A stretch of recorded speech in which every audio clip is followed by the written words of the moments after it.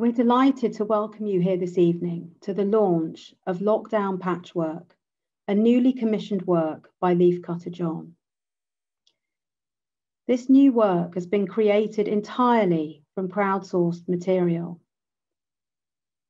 And I would like to thank all the team at Leeds Art Gallery and Huddersfield Contemporary Music Festival who have worked to make this new piece of work possible, and all the contributors who have sent in sounds that have been woven together into this extraordinary new piece of work. Lockdown Patchwork was created in response to an exhibition that we held at Leeds Art Gallery entitled Natural Encounters, an exhibition that brought together a range of artists, all of whom presented very different strategies for exploring and representing the natural world. This exhibition was created, and this work was created in response to our experience of the COVID-19 pandemic and our relationship during this time to nature. I would like to thank all the participants who contributed sounds to create this work, and in particular, Leafcutter John, for creating this extraordinary and significant piece of work. Lockdown Patchwork serves as an incredible, timely reminder of how important green spaces, nature, and the fragility of our planet has been over the course of this last year, and how significant these experiences have been to us all during this COVID-19 pandemic. We're now going to have the opportunity to listen to Leafcutter John in conversation with Stuart Maconie, and I think will shed a real light on the process and the creation of this work, but also the broader practice of Leafcutter John's work. Thank you very much. John, we've heard an introduction briefly to the commission and the piece, Lockdown Patchwork, but I think we should say a little more initially about the actual process of the correlation of the material and what you did and what the call that you put out was. Tell us about that. Well, the first thing that I wanted to do was gather as many sounds as I could from people who were just experiencing, well, people who might have recorded stuff on their daily walk or something like that. I think a lot of people seem to be getting out and about more often, or at least talking about it more often. And I thought, well, maybe there's a whole wealth of recorded sound that people have been making. So I thought I'd try and tap into that, really. Yeah, and you, so there are several sections to what you might call several layers to the piece: original music, found sounds as they were, or field recordings sent in from around the world, and then these longer pieces of speech from various contributors. So let's talk about the way they go together. How did you go about getting the found sounds straight away? Did you say, I mean, because they are literally from all over the world, what kind of sounds are in there? So basically, I never specified where these sounds should come from, because I just thought, if someone's keen, I don't want to knock it on the head because it's, North Africa or something like that. And I think most people were from the UK, and I got a lot of stuff ranging from recorded on a phone right through to a guy that recorded the soundtrack for, well, he was recording Foley sounds for a movie, and he made 13 hours of recording. Wow. In a incredible forest. I think it was near Bristol. Right. I'm interested to what you said there about some people on their phones and some people with obviously higher end equipment, because I've read that you saying that there is almost, it sounds fascinating to me, there's almost becoming like a certain amount of snobbery, is there, about the quality of equipment people use to get these recordings? Yeah, I've got views on that, Stuart. Please share them with us. So I think this perhaps comes from a photographer or not, I don't know, but it's essentially the best equipment you have is the equipment that you have with you. Yeah. And no one in the world is going to turn down recording an exquisite bird because they don't have their decent gear with them. They're going to get their phone out. Yeah. And if you go on a forum about field recording, you can come across, it's like men of a certain age buying a hi-fi system. It's like when I bought a record player, I looked at these forums, I thought, I can't afford £2,000. I know. Like all your records are going to be invalidated if you don't put them on this expensive gear. So I wanted to make it dead clear that a recording on a phone is just as valid as on anything else.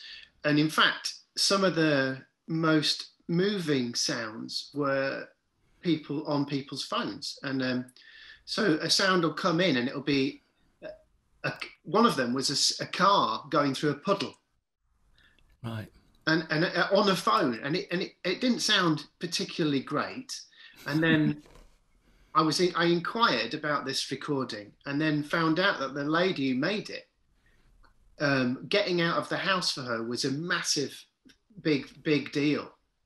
So when you learn that someone's gone to some effort to get this recording, it suddenly sort of becomes a much more amazing thing in a way.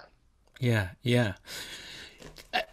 Are you interested in, like, more generally, as well as just this piece, the sort of democratization of this world? You know what I mean? That it shouldn't just be in the hands of experts.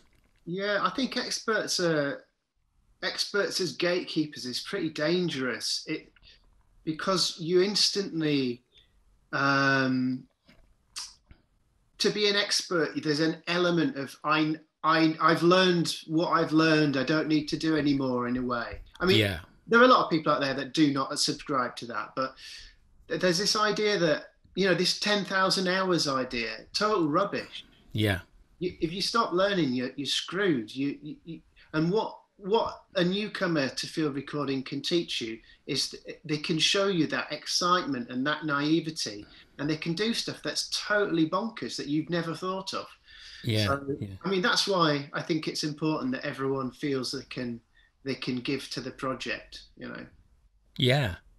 Another element are the longer sort of personal testimonies from people like the nature writer Zakia Mackenzie, the musician Ali Craig, who will come back to Ian McMillan, the poet and broadcaster. And these are kind of individual accounts of how they have reacted to lockdown. At what point in the process of you composing did they come? Did you have those to hand at first? I ended up with like 13 or 14 hours of field recordings. Right. And I thought, how is this? I thought, what story do I want to tell with all this stuff? And what it felt like was I was going to impose my experience of lockdown on it. And it didn't feel right to me. Okay. Do you know what I mean? Yeah. I thought if I put it together and did kind of fancy edits and made music, it would be pretty much about me. And I thought what might be more interesting was to speak to some other people who had different experiences. And I wanted to make something that really represents this first lockdown. Because I think when we look back on this, I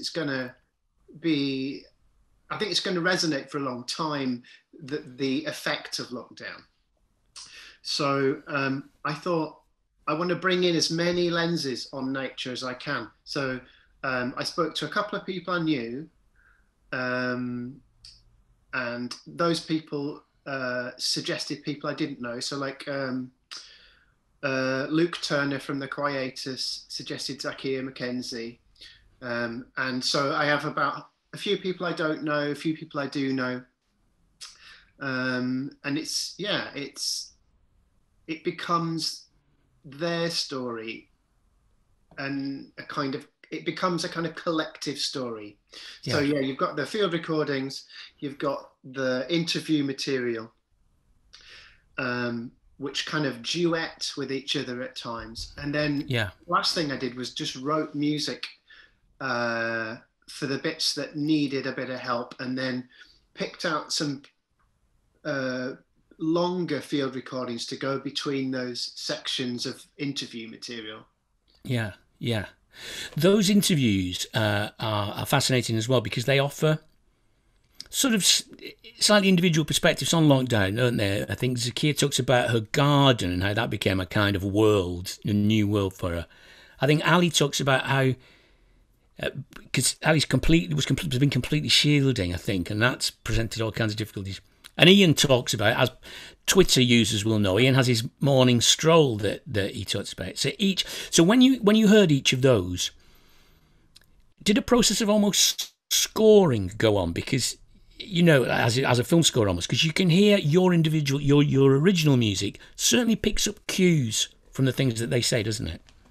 Yeah, the music is a bit unlike anything I've ever done, in that it's more or less completely supportive, right, of what they're saying. And there were lots of times where I had to ask myself the question, am I making enough of what they're saying in a certain part, or am I making too much of a big deal? Am I much more shocked about what they've said than they are? Yeah. And what's the right way to respond to what people are saying? And quite often the right answer turned out to be shut up and let them say, get out of the way, and just let the person tell their story as much as possible. Yeah, this is is everyone who works in this area finding their feet in a way? Because this is new ways. This is an entirely, I don't know what you might call what this piece is. I mean, it's music, it's sound art, it's oral history, it's all kinds of things. Does it worry? Does naming and categorizing worry you about at all? Not really. I mean, I think sometimes you make a thing and you listen to it, or you look at it and you think, I don't know whether this is really good, really interesting, or is it completely bonkers and people are going to be confused by it? And that's when your little personal network of trusted friends comes in, because I sent it off to a couple of people, and the feedback that came back was, oh yeah, you've done a good thing here. And there was some feedback which was, look at this section, how it flows into this section, and there were a couple of bits where there was really useful feedback about how I treated what people had said in certain places. But interestingly, the people that that I interviewed, none of them had any comment at all. What, either positive or negative? Yeah, that's interesting. Yeah, it was really interesting, and it's sort of the realization of something that's been happening in my work for probably about 5 years. So when I started out, my music was I started releasing stuff in 2000, and it was all about looking into myself and thrilling myself with sounds. Mm-hmm. Fiddling about in my bedroom and making the most exciting, weird sounds I could, and making them into the most disjointed, weird music I possibly could. And then slowly, over time, and I think sort of starting to come out in records, in my last record, which was called Yes, Come Parade With Us, which had lots of field recordings of walking on the Norfolk coast, I began to stop looking in. It stopped thrilling me doing these things for myself in a way. And then looking at how your music fits into society started to become important to me. And I think it's at the same time that I started going to rallies and protests, right, and getting more engaged in how I fit into the landscape of this country. And I think this piece just inherently has a lot of issues about access, just lots of things that if you sat someone down and said, I want you to talk about these heavy issues, it wouldn't work. Yeah. If you say, I don't want to talk about what you do for a living, I don't want to talk about your writing or your music, I just want to talk about how you've experienced this few months. Yeah. And it just I got lucky. I mean, it was a bit of a risk, but I think I got quite lucky with it. That's really interesting what you say about that journey, to use that overused word, that you've made, because it strikes me, I was thinking about a lot of people like that. The avant-garde composer Cornelius Karji had that kind of journey as well, didn't he? Where the idea of music as an internal pleasure, if you like, and then realizing that it needs to have some external connection with the world and politics with a small p. I mean, in his case, with a big P. But again, I definitely, this is out in a small. It's a social piece, this, isn't it? Maybe I wouldn't say political, I'd say social. It's about how we're experiencing what's happening to us now, isn't it? It is, yeah. It's not. It doesn't bash you over the head with my personal politics or any of the anybody's politics, really. But I think it shows that these spaces are important spaces, and the implication is that we need to look after it and we need to make it easier for everyone to have access to it. Yeah, absolutely, absolutely. By the way, the record that you're talking about, John, I have here, I don't know if we're going to see a copy of this, I have here the record that John's talking about, Yes Come Pray With Us, Leafcutter John, which is John's last collection, and which I've played several times on my radio programme, The Freak Zone. I was listening to both of these recently, both the new piece and this. How does one fit with the other? Is the new piece, is it a natural? Is it a sort of tributary of the river of is your other work? How does it fit in with it? Or is it an entirely new experience for you? I didn't know the answer to that at the start of this, start of doing the lockdown, and when I took this on, I had nothing in my diary. And so what happened was Holly Grange, who is the curator at Leeds Art Gallery, wrote to me and said, we're having this, we've got this commission, we'd like you to apply for it. And I think I let the email go. Like, I think a lot of people have been having this in lockdown. You get a bit sort of, I don't know if I can handle all this, and you withdraw.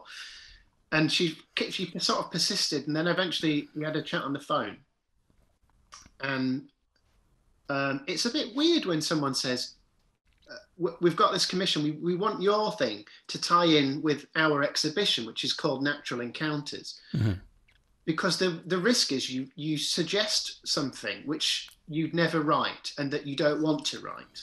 Yeah. And or it can feel, because it can be challenging halfway through writing a piece of music, you can start to feel, why did I agree to this, and da-da-da. Anyway, I had absolutely nothing in my diary. All my gigs had completely gone. And so I was like, yeah, I'll write this piece. And the first idea was just loads of field recordings.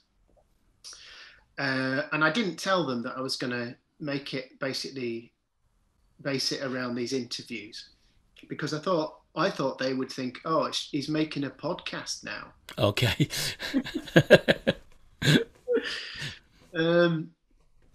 But when they heard it, they like, Huddersfield Contemporary Music Festival and Leeds Art Gallery was so supportive, and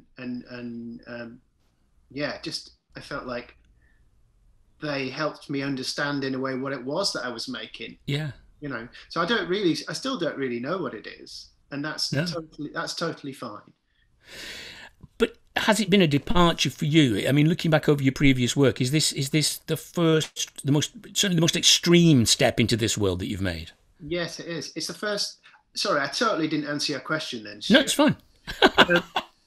It is a departure. It's the first time that I've used someone else's voice to that extent. Yeah.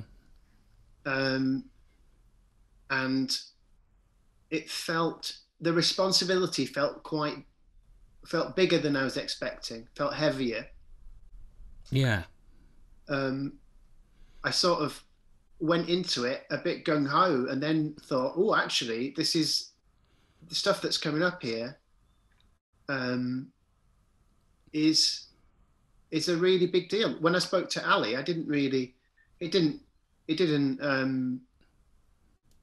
occur to me that he wouldn't have been out of the house for a year. I know. So it becomes extremely touching when he's talking about he could see the tips of trees out of his front window, out of his door, and that's all, you know. That's one of many quite moving sections, I thought, when you think, good grief, yeah. And you know, how some people, I mean, we've all been affected to a degree, but you realise that some people have been so amazingly affected. And then each of those interviews and the music you create from them has a different kind of mood: reflective, melancholic, enthusiastic, obviously, you know, in some senses as well. And I guess, and you use the music very skillfully to reflect that, not in a grandiose way, but often it's just the addition of a guitar chord, a pastoral sounding oboe. So I was going to say it's painterly, and that leads me in a way, it's an obvious thing to actually, because your background is an art student, isn't it? Yeah, I studied painting at Norwich Art School, and I graduated in '98, and I moved to be honest, by the time I graduated, I was really interested in the Fluxus artists and installations and happenings and like stuff that was happening in the '60s, more kind of I'd say conceptual art, but that had a kind of down to earth quality to it that was a bit slightly funny and a bit confrontational. Yeah, yeah. And so I wasn't doing much painting, and right. You know, but now I paint again. You know, I've just moved to Sheffield a couple of years ago, and when I'm in the countryside, it resonates with me in a really bodily way, and I feel like I want to paint it. Yeah, yeah. I was going to ask you about that too. So let's move on to that. So you moved back to Yorkshire, because you're Yorkshire born and raised, aren't you? Bradford and Wakefield, yeah. So you moved back to admittedly a different part of Yorkshire. How's that affected? Well, firstly, how's it affected your work? I think I don't think I exactly know that yet, because I've not made. I think the next album I make might answer that question, or maybe this piece, The Lockdown, answers that question. When I moved to Sheffield, I was struck by how much time people have for each other. Right. You can be at the bus stop, and more often than not, someone will just start speaking to you. Which in London, it did happen, but it only happened at times of great stress. So I remember when the London bombings happened, people were speaking to each other. So there is support, but generally, I feel that there's more time in Sheffield. It's much quieter. Yeah. So I think those two things have definitely made a kind of impact. This piece and the Lockdown Patchwork is essentially me having a big long listen to what someone's saying and then responding to it, I guess. Yeah, and well, no, maybe we'll talk about those practicalities just before we hear the piece. But moving back, have you spent more time? I mean, has your lockdown been? How has your lockdown been? Because you would have moved to Sheffield then not long before lockdown, I guess, would you? And have you been getting out? What have you been exploring? Yeah, so I think we got fairly lucky that we were in Sheffield during lockdown, and the bit of Sheffield we're in, which is Walkley, right, is like you walk 2 minutes and you're in a valley that leads up to the peaks. So every day we've been out without fail. My girlfriend's really strong believer in that, and with spending so much time on the computer, I think like we all are, it's a relief, you know, to get out, and it's helped. It's just for me, it's good to get that physical exercise. You know, I reckon I spent the first 20 years of my career on my bum. And I see you. You know, you're obviously an active walker and rambler. Yeah. And it really does some. I've seen video of you walking, and you really go for it. And Do I? Who were you? You were on a comedian. Was it Ed Byrne? Oh, me and Ed Byrne have recently been walking. Yeah, in the Lake District. So fast, mate. Yeah. Well, I'm totally into what you said. Really struck a chord about this piece because I'm president of Ramblers GB, and I'm trying to get us to re-engage with we are. Roots, which is in dissent. It's in the Kinder Scout Trespass. It's in, so, and I think it's interesting that when we come out of lockdown, people have rediscovered the beauty of walking, and I think it's a great moment for us to say, yes, so it's therapeutic, it's good for your health, it's social. Now let's remember that there's all kinds of vaguely political things associated with as well, open access and all those things. So yeah, when you say you spend a lot of time in front of the computer, was the making of this piece, I guess, involved long hours with sitting in front of your laptop, did it? It was fair. Yeah, it was a bit heavy because I didn't appreciate how much editing I would have to do. So I spoke to everyone. I spoke to 8 or 9 people, and I spoke to them for an hour, and that they all come down to like 5 to 7 minutes. Yeah. So it's quite a lot of time just deciding which bits to keep. And then listening and organising 13 hours of field recordings is a fairly long job. But funnily enough, going through that starts to form the thing in your head, and then you just put it together and hope, you can do any. It actually threw itself together in a weird kind of a way. It wasn't that hard to put together. What do you see as, obviously people are going to, it's part of this exhibition, people are going to hear it and see it now, but you envisage having a life going forward, do you? Yeah, I think I get a lot of joy out of performing to people, and I hope that we'll be able to do that again before the end of the year, hopefully. Yeah. And I've got this vast corpus of sounds, this massive body of sounds. I'd love to, in a way, strip away the interview stuff, which takes it in very much one direction, and it probably will release that, and I can be more playful with those sounds.